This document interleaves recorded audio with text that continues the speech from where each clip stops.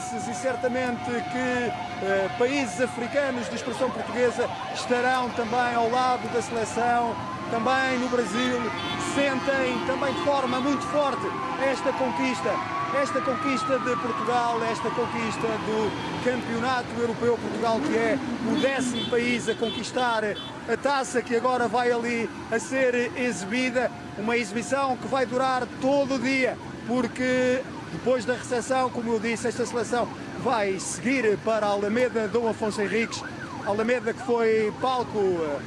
do apoio de Portugal durante todos os jogos e que hoje vai receber a seleção portuguesa depois desta seleção portuguesa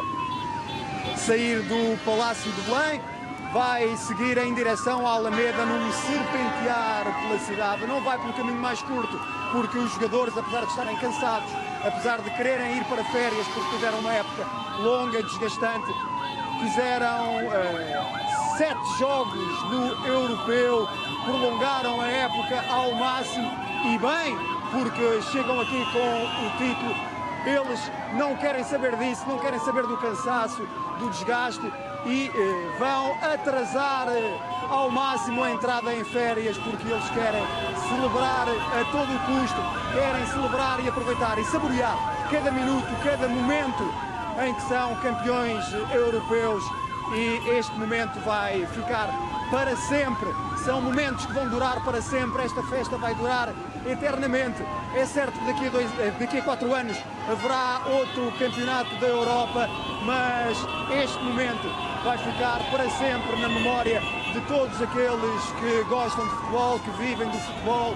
que vivem ao lado do futebol, para o futebol, e de todos aqueles que são portugueses e que, mesmo não apreciando futebol, conseguem reconhecer que aquilo que aconteceu ontem em Saint-Denis, no Stade de France, em Paris, projetou o nome de Portugal para todo o mundo como nunca antes tinha sido projetado, pelo menos em termos de futebol, pelo menos em termos de um acontecimento positivo. É que Portugal bateu toda a concorrência, foi criticado por causa do futebol que estava a apresentar, por causa dos resultados que estava a obter, mas a engenharia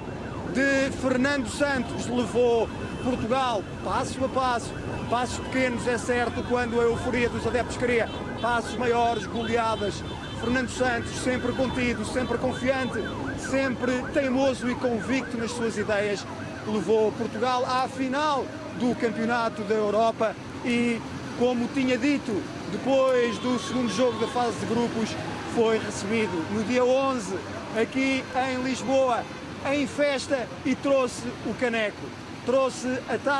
taça que já passou pelas mãos de 9 países, hoje passa pelas mãos do 10º país. Portugal é o 10º país a conquistar esta taça, que já tinha sido conquistada por 3 vezes pela Alemanha, pela Espanha, 2 vezes pela França, uma vez pela Checoslováquia, antiga Checoslováquia, também uma vez pela antiga União Soviética, pela Holanda, pela Dinamarca, pela Itália uma vez e também uma vez pela Grécia, e hoje, pela primeira vez, também Portugal levanta a taça e conquista aquela taça que é símbolo maior do futebol europeu no que diz respeito a seleções. E numa altura em que continuamos, lá está, a 30 km/h, não há pressa, porque hoje é dia de festa, dia 11 de julho, festejar o feito do dia 10. O dia 10 que foi o dia 10, a noite mais longa do futebol português, porque ainda dura e vai durar, porque, como já disse, Portugal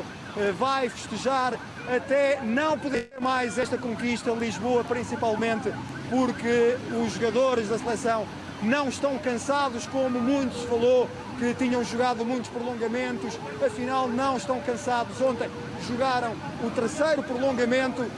e o que é facto é que não querem entrar de férias, não querem despir o fato de campeões europeus de futebol, e hoje vão exibi-lo na capital, por ruas da capital